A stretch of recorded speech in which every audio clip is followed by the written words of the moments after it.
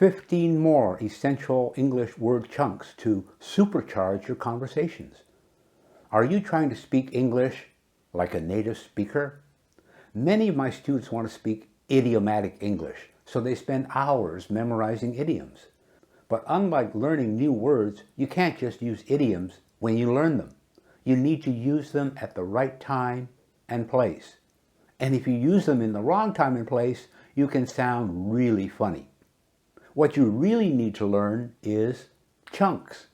Chunks will make your English more native-like. In our previous video, you discovered 15 essential word chunks that can help you sound more natural in your conversations. Today, we're going to build on that knowledge with 15 more fantastic chunks that will take your English speaking skills to the next level. Then, I'm going to give you a few more ideas on how to add chunks into your everyday conversation routine. So let's dive in.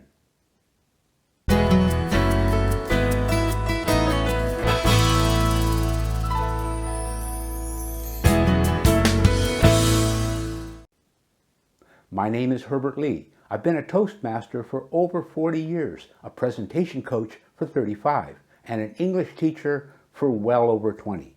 I research and develop courses and materials that make learning anything faster and easier. I've developed a method that teaches executives how to make effective presentations in 6 hours or less. For the past 20 years, I've developed courses to help English learners develop fluency with skills taken from neuroscience and research from high-level linguists. In the first video of this series, I've explained what chunks and chunking are. So if you want the complete explanation and the 3-step formula on how to use chunks in your conversation toolkit, go watch that video. But here's a quick recap. Word chunks are groups of words that go together. Native speakers use them a lot. They're like ready-made phrases that you can use in your sentences. Learning chunks is better than learning single words. And it's a lot better than learning or trying to memorize idioms because you can use them almost right away. They help you sound more native-like and natural when you speak. These chunks are commonly used by native speakers and will help you express yourself more fluently and confidently. So here are 15 more essential English word chunks. It goes without saying. This chunk is used to introduce something that's obvious or already understood. For example, we say, it goes without saying that we need to be prepared for the presentation tomorrow. It goes without saying that we should always back up our most important files. In a nutshell, use this chunk when you want to summarize something briefly, like this. In a nutshell, the project was a success despite the initial challenges we faced. By the way, this chunk is perfect for introducing a new topic or adding information to a conversation. Here's how you use it. By the way, did you get my email about the new client? I'll see you at the meeting tomorrow. By the way, don't forget to bring a water bottle. I'll see you later at the gym. In writing, by the way is abbreviated as BTW. As luck would have it. You can use this when describing a fortunate coincidence. As an example, you would say, I forgot my umbrella, but as luck would have it, the rain stopped just as I left the office.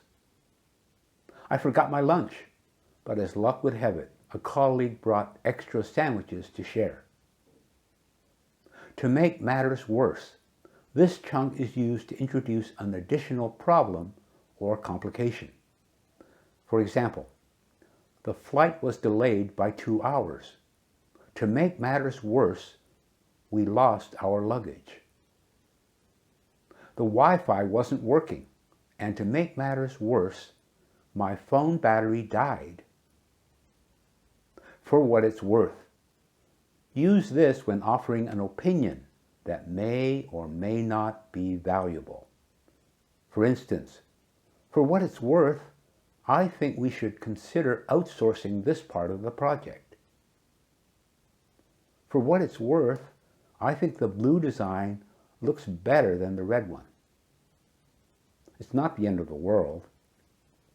This chunk is used to put a problem into perspective and suggest it's not as bad as it seems.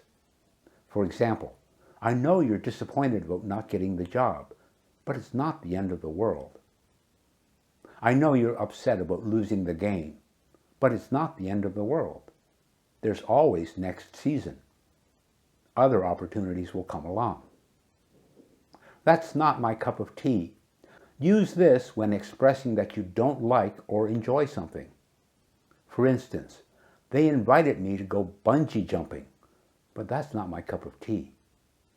I prefer less extreme activities. They invited me to go camping, but that's not my cup of tea. I prefer staying in hotels. It's a long shot. This chunk means that something is unlikely to succeed, but still worth trying. Here's how you use it. Applying for that job might be a long shot, but you should go for it anyway.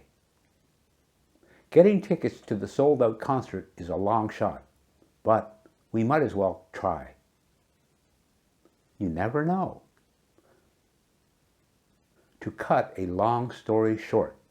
Use this when you want to get to the point quickly without giving all the details. Here's how you cut a long story short. To cut a long story short, we ended up missing our connecting flight and had to stay overnight in the airport. To cut a long story short, we decided to postpone the wedding until next year. It's not all it's cracked up to be. This chunk means that something isn't as good as people say it is. Here's the examples. I finally tried that new restaurant everyone's raving about, but it's not all it's cracked up to be. The food was pretty average. Or you could say, I finally tried that famous restaurant, but it's not all it's cracked up to be. The service was slow and the food was mediocre. I'm all ears. Use this when you're ready and eager to listen to what someone has to say. For instance, okay, you said you have an idea to improve our sales. I'm all ears. You said you have a solution to our budget problem. I'm all ears. It's a matter of, this chunk is very useful to identify the main issue or factor in a particular situation. For example, choosing between these two job offers is really a matter of work-life balance versus career growth. Choosing the right career path is really a matter of balancing passion with practicality. To be on the safe side, use this when you're taking extra precautions. Like this. I'll bring an extra battery pack for my phone, just to be on the safe side. I'll set 2 alarms for tomorrow morning, just to be on the safe side. It's not my place to. This chunk is used when you feel it's not appropriate for you to say or do something. For example, it's not my place to comment on their relationship, but I hope they work things out. It's not my place to tell you how to raise your kids, but I think you're doing a great job. Before I get to the bonus tips on how to put these chunks into your everyday conversation routine, be sure to get a copy of my free report, The 5 Biggest Mistakes in English Conversation.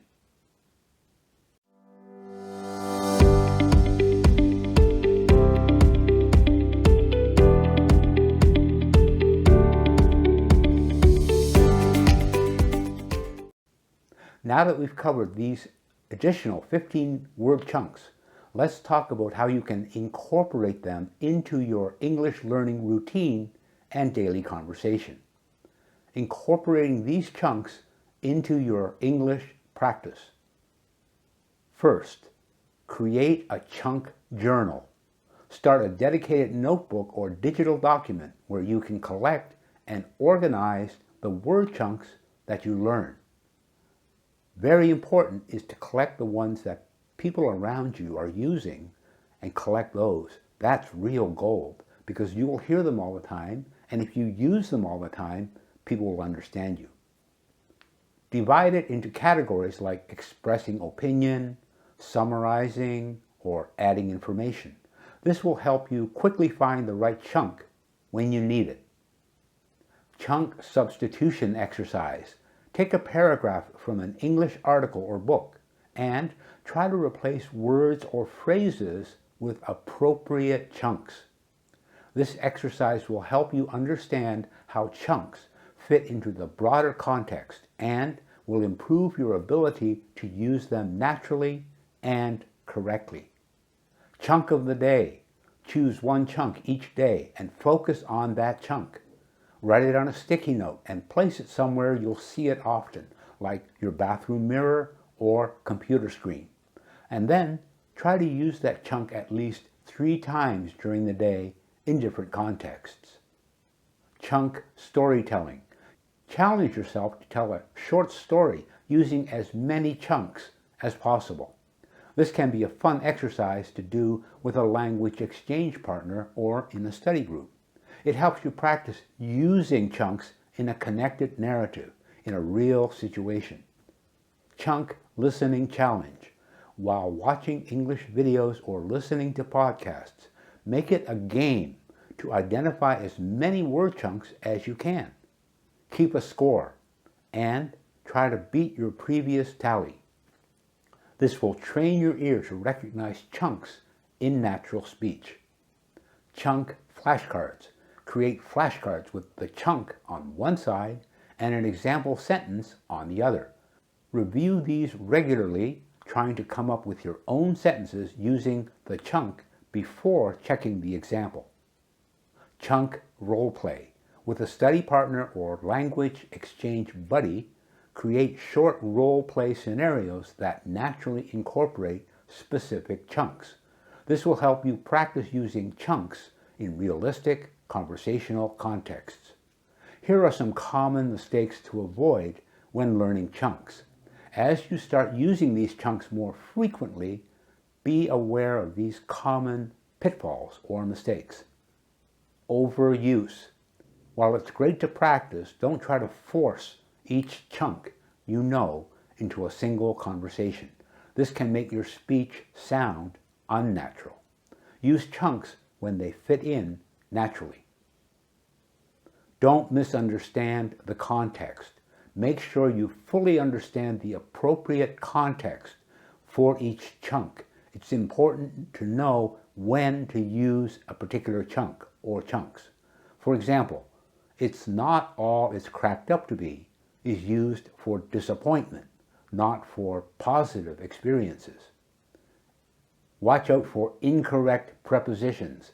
Pay attention to the prepositions used with certain chunks. You can't change them. For instance, it's on the safe side, not in the safe side. Here's a good one. Don't mix up similar chunks. Be careful not to confuse chunks with similar meanings. To cut a long story short and long story short mean the same thing, but to make a long story short is the most common form. Forgetting to adapt. Remember that some chunks may need to be slightly modified depending on the tense or subject of your sentence. For example, "I'm all ears" might become "he was all ears" in a different context. Advancing your chunk usage. As you become more comfortable with these chunks, you can start to experiment with them. Learn to combine chunks. Try combining different chunks in one sentence. For example, "To be honest, it's not my place to comment, but for what it's worth, I think they should reconsider this decision." Use chunks in writing. Incorporate these chunks into your written English as well. They can add a conversational tone to emails or informal writing, making your communication more engaging. And learn the variations. Many chunks have minor variations. For example, it goes without saying can also be needless to say. Learning these variations can help you understand native speakers better and give you more options in your own speaking. Explore formal equivalents. Some chunks are more suitable for informal situations, so you need to challenge yourself to find more formal ways to express the same idea in professional situations. Mastering these additional 15-word chunks will significantly enhance your ability to express yourself in English. Remember, the key to sounding natural is not just knowing these chunks, but understanding when and how to use them appropriately. Keep practicing, stay curious about new chunks you hear, and don't be afraid to use them in your conversations. With time and consistent effort, you'll find yourself using these chunks effortlessly, just like a native speaker. Before we wrap up, here's a quick challenge for you. Try to use at least 3 of the chunks we discussed today in your next English conversation. Pay attention to how they help you express your thoughts more clearly and naturally. That's all for today's video. If you found this helpful, please give it a thumbs up and subscribe to our channel for more English conversation tips. Don't forget to share your experiences with these chunks in the comments below.